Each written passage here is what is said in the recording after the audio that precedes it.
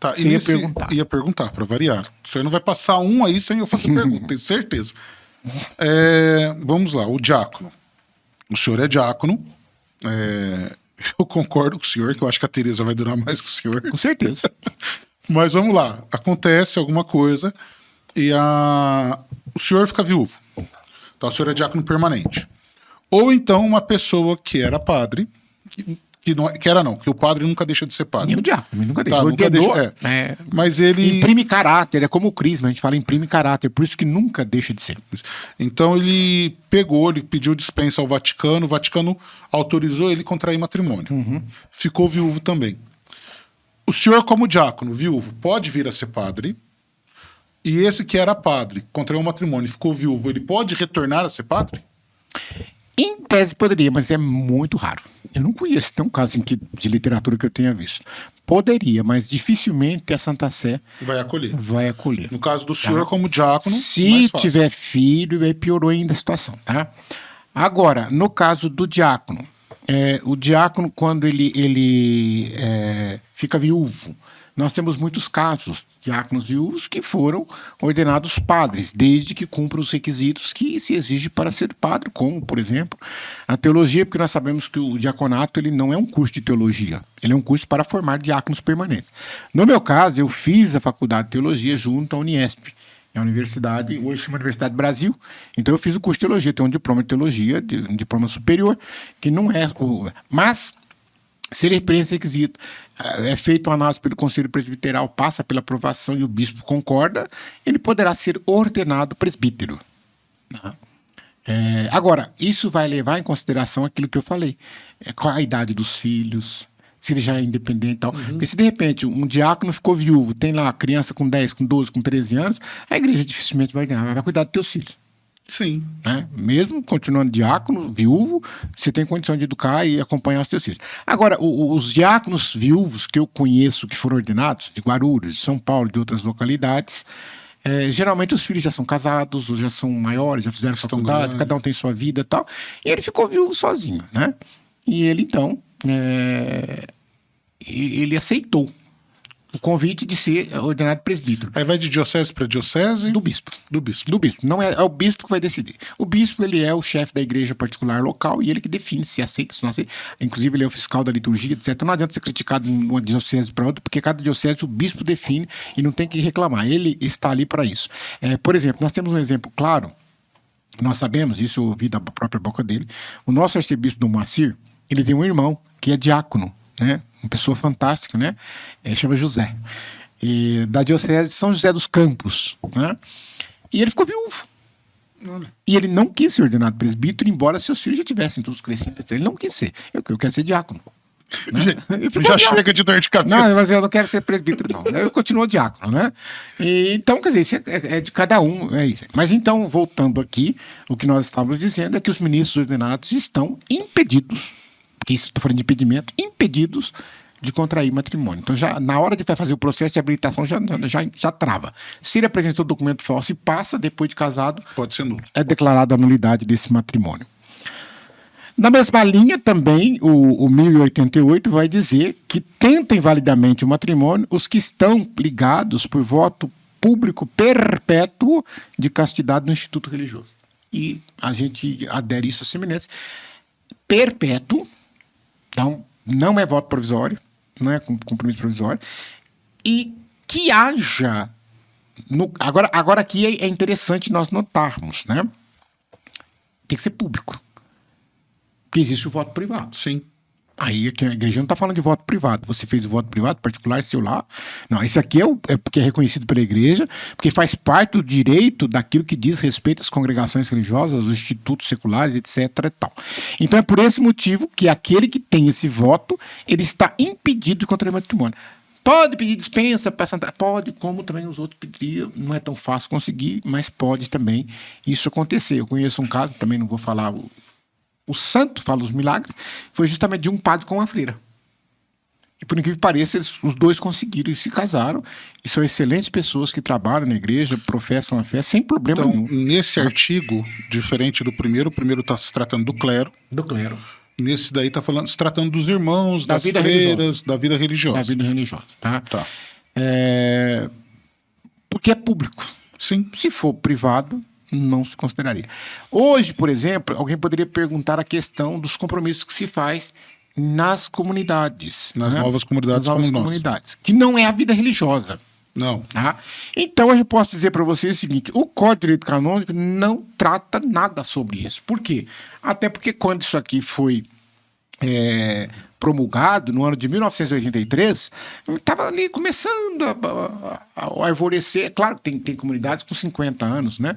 Já existia, mas ninguém imaginava que fosse virar o que virou. Não, né? Então, agora não tem esse disciplinamento ainda. Tanto é verdade que nós, enquanto comunidade, somos enquadrados, de acordo com o direito canônico, como uma associação privada de fiéis. Por quê? Porque não tem onde colocar a gente.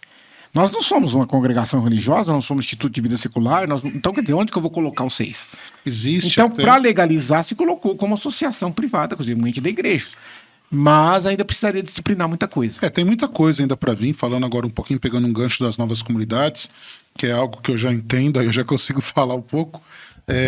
Nós não estamos ligados à vida consagrada, apesar de termos uma consagração de vida. Sim. Né? Sim. Então, parece simples, essa troca de palavras, mas faz todo sentido muita diferença dentro do direito canônico. E no nosso caso, quando eu me consagrei, né, junto com o irmão Francisco é claro, ele é clérigo, ele é diácono, mas eu, junto com outros irmãos da comunidade, fiz meus votos, né, meus compromissos públicos, uma celebração pública de pobreza, obediência e castidade dentro do meu estado de vida, estado de casado. que é matrimônio. É porque a gente pensa que castidade é a mesma coisa que celibato. É diferente. Dá um outro programa. É completamente diferente. O celibato está dentro da castidade, não a castidade dentro do Exatamente. Nós, por exemplo, ele fez voto de castidade, então ele não pode... Peraí. Todos nós cristãos batizados temos que observar, melhor dizendo, a castidade. Sim. E não o celibato. É diferente uma coisa da outra. Eu, por exemplo, a comunidade, nós temos irmãs celibatárias. Fizeram um voto, ou compromisso de celibato. Ela é uma opção delas, o bispo aceitou, assinou, está assinado pelo bispo. Então, quem sou eu? Perpétuos também, né? Já. Perpétuos, tá? Então, a gente tem que entender essas coisas. Mas, não fugindo do assunto, mas só para dizer, no Código de Direito Canônico ainda tem que disciplinar tudo isso e isso. Ixi, vai muitos anos. Né? Eu não vai vou muitos anos. Eu não vou ver do concílio, eu não vou ver E do aí vai aqui um pedido de compromisso para os meus irmãos de novas comunidades. Vai muitos anos para isso ser disciplinado e vai ser disciplinado conforme a nossa fidelidade ao carisma que a igreja de cada coloca aquilo e que a ao igreja carisma. pede. Isso é verdade, né? Olha que bonito essa outra aqui, né? Eu tô aqui nos dirimentos, né? Entre um homem e uma mulher arrebatada violentamente ou retida com o intuito de casamento, não pode existir matrimônio, a não ser que depois da mulher separada do raptor, colocada em lugar seguro, livre, escolhe espontaneamente o matrimônio. Isso aqui é interessante porque fala do rapto, né? É o que antigamente falava, né? Fulano roubou a filha do fulano. Mas o rapto, no Código de Direito Penal, era crime. Hoje não é mais. Mas no sentido do quê? Não, explica um pouco, que aí nem eu entendi. Era crime. O rapto é diferente de sequestro. É diferente. Porque na minha cabeça, não sei se o Jardim, para mim, rápido e sequestro seria semelhante. Não. São coisas diferentes. Então explica isso primeiro, porque ficou confuso aqui. O rapto, a vítima só podia ser mulher. É começo de conversa. A legislação brasileira, ela muda demais, né? Porque, infelizmente, nós perdemos completamente o fio da meada. Nós estamos que nem um navio à deriva, né? Tanto no aspecto da legislação, quanto no aspecto da jurisprudência, porque cada hora a cabeça do juiz fala de um jeito diferente, fica muito difícil. É outro programa. Tá? Mas eu só queria dizer isso porque, a exemplo do estupro. O estupro de primeiro também, só mulher podia ser vítima de estupro. Porque na definição, ipsilitris, do artigo 213 do Código Penal, se trazia lá o que significa estupro? Introdução do pênis na vagina. Então a vítima tinha que ser mulher. Sim. Mas e se fosse com um homem no ânus e não sei o que, etc. Era atentado violento ao pudor. Só que a pena era menor, uma série de coisas. Dependendo das circunstâncias, é igual, porque a violência, não sei o que e tal. Que é diferente de atentado ao pudor. Não, eu estou falando de atentado violento ao pudor. Que, por exemplo, uma relação anal entre homens, etc., e tal, onde um homem é vítima, era atentado violento. Mas antigamente tinha essa diferenciação. Sim. Com a modificação, não existe. Então, o homem hoje pode ser vítima de estupro. Sim. Que aí seria a relação a relação anal forçada. Então, quer dizer, é uma coisa que modificou. Então, aqui no caso do Código Penal, quando você falava roubou, por quê? O pai não aceitava o casamento da filha com o fulano. Então, o rapto era só quando o homem pegava a mulher. Exatamente. Aqui, eu vou ler novamente para você ver. Entre um homem e uma mulher arrebatada. Quer dizer, a mulher que foi arrebatada pelo homem. Então, não tem como a mulher arrebatar o homem. Né?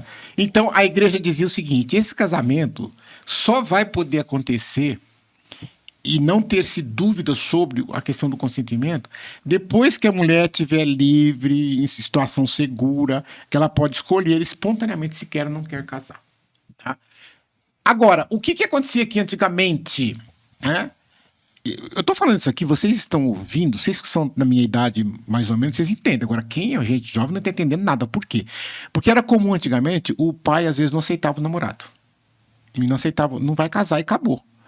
Aí o que a filha às vezes se submetia, ou às vezes, eu vou roubar, né? Vamos raptar, vou fugir. Fugia junto. Aí fugiam os dois juntos, só que aí a mulher passava a ser vítima, como se fosse o homem que tivesse obrigado. Aqui no caso está dizendo que ele é obrigado. E aí então fala, desonrou minha filha, porque dormiu no hotel, já não é mais virgem, não sei o quê, o nome da família vai pro beleléu, então agora tem que casar. Aí o pai obrigava o casamento. É um troço de doido, né? Tudo nulo. O pai não queria, depois aconteceu, o pai queria. Não podia desonrar a família, porque a filha tinha deixado de ser virgem e por aí afora, né? E a gente sabe que hoje, claramente, o fato de não ser virgem não é motivo de nulidade, pelo amor de Deus. Né? Tem gente que pensa que é. Você casou com alguém, descobriu que não é virgem, vai lá pedir a nulidade. Não. Não sei, nós vamos ver depois lá para frente, se fosse uma causa que... Meu Deus do céu, não acaba esse programa hoje. Mas não é o caso aqui, tá? Então aqui nós estávamos no rapto, né? Isso. Falando do rapto e sequestro. Eu estou perguntando isso... Porque o sequestro é quando eu arrebato a vítima, independente de ser homem ou de ser mulher, né? Como o rapto fugiu do Código Penal, não existe mais, então não se tem dúvida mais, lá só tem sequestro. Né? Que é quando eu arrebato uma pessoa, né, mediante violência, com o intuito de obter vantagem com aquilo. Não importa que vantagem é. Claro que a maioria das vezes é vantagem pecuniária. Né? Mas pode ser outras questões. Nós parece que estamos longe, mas a gente estuda a história, de repente eu posso sequestrar você, né?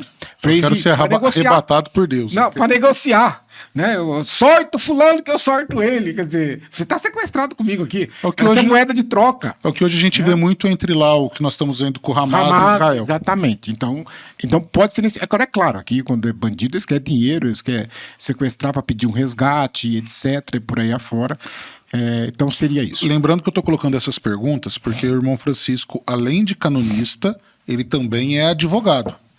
Tá, então tem essas duas questões, porque nem todo canonista é advogado, correto, irmão Francisco? Não é um pré-requisito, é claro. Ele tem que ser teólogo, ele tem que entender de teologia. Sim. Tá? Ele pode ser leigo, então leiga, graças a Deus, no tribunal nosso tem mulher juíza, então tem leigo juiz, então é importante a gente entender essas questões, tá? Agora, e também porque às vezes a gente fala, aqui fugindo um pouquinho do tema, mas quando a gente fala advogado e bacharel de direito, você fala, qual que é a diferença? A diferença é muito simples. A diferença é que o bacharel em direito é aquela pessoa que fez a faculdade de direito.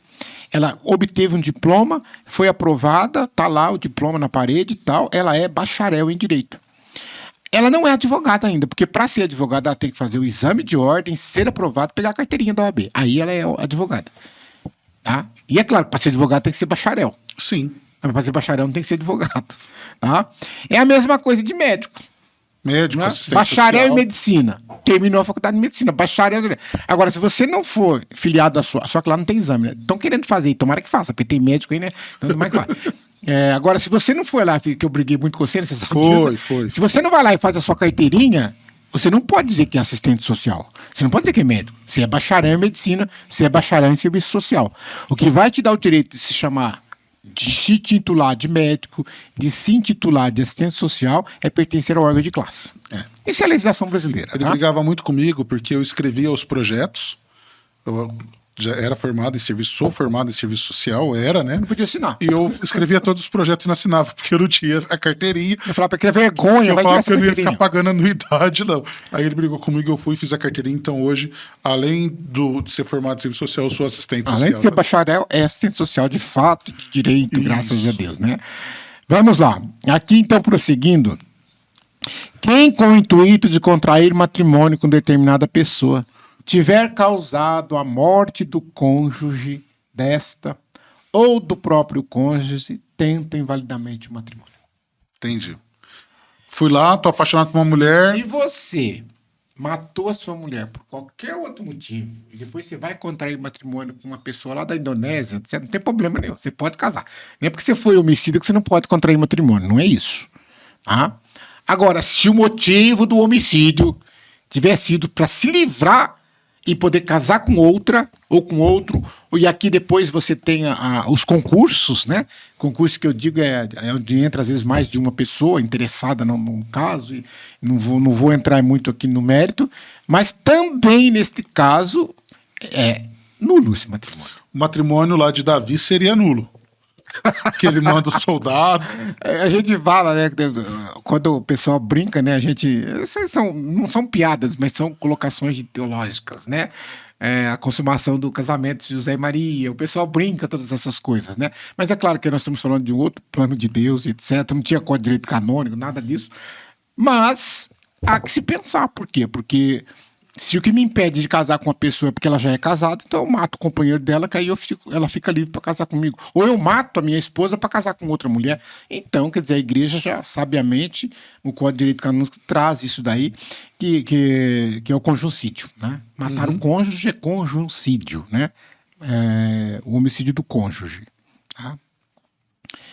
Então, tentam também aqui o parágrafo 2º, invalidar, mas aí entra a cooperação do concurso, tentam invalidar o matrimônio entre si também aqueles que, por mútua cooperação física ou moral, causaram a morte do cônjuge. Então, ou seja, eu falei, eu mato minha esposa ou a mulher mata o marido dela para casar com ela. Agora, se de repente junta nós dois para fazer um crime, aí piorou a situação. É a formação de quadrilha já. Então aí não pode também. Então por isso que o Código de Direito Canônico é bem claro em relação a isso, tá?